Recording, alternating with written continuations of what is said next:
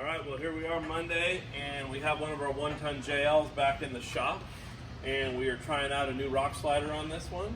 So this one hits the Rubicon quite a bit, and it gets beat on pretty hard.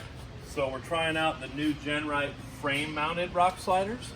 So these are going to mount all the way down on the frame, and we're actually going to weld them on so they can take the most abuse possible.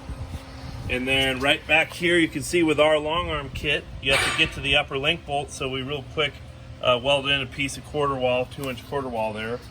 So that once they're welded on, we can still get the suspension off. And then we're going to do this right here. They come with a little aluminum piece, and we're going to get that to cover the body as well. So this will be a great test, see how the Genright sliders hold up. They're going to go out and beat this thing pretty hard on the Rubicon. It's already been out there quite a few times since we put the long arm kit on. Everything else is looking good, so stay tuned. We'll let you know how these suckers hold up.